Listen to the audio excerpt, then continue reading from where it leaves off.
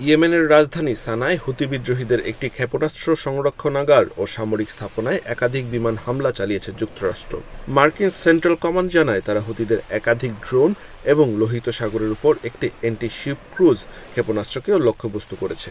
British সংবাদ মাধ্যম বিবিসির প্রতিবেদনে এই তথ্য জানা গেছে।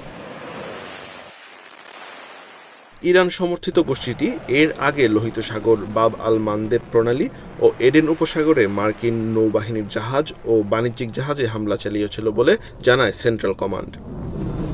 এক বিবৃতিতে মার্কিন সেন্ট্রাল কমান্ড জানায় তারা FA-18 এবং অন্যান্য নৌ ও বিমান বাহিনীর অস্ত্র ব্যবহার করে হুতিদের একাধিক ড্রোন এবং একটি অ্যান্টি-শিপ ক্রুজ ক্ষেপণাস্ত্রকে ধ্বংস করেছে। এর কয়েক ঘন্টা পরে আরেকটি বিবৃতি প্রকাশ করে জানায় লোহিত সাগরের উপর ভুলবশত US হ্যারি এস ট্রুম্যান থেকে উড্ডয়নরত একটি FA-18 যুদ্ধবিমান লক্ষ্যবস্তু করলে সেটি ভূপাতিত হয়।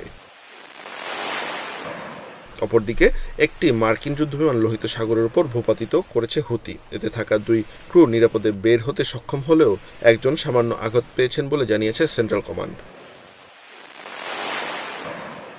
এমন এক সময় এই পাল্টা আক্রমণ চালানো হলো যখন হুতিরা ইসরায়েলের দিকে একটি ব্যালিস্টিক ক্ষেপণাস্ত্র নিক্ষেপ করেছে। এই ক্ষেপণাস্ত্র ইসরায়েলের তেল আবিবের একটি পার্কে আঘাত হানে। এতে অন্তত 16 জন আহত হন। হুতিদের এক মুখপাত্র জানান, দলটি একটি হাইপারসনিক ব্যালিস্টিক ক্ষেপণাস্ত্র ব্যবহার করে ইসরায়েলের সামরিক লক্ষ্যবস্তুতে আঘাত হেনেছে।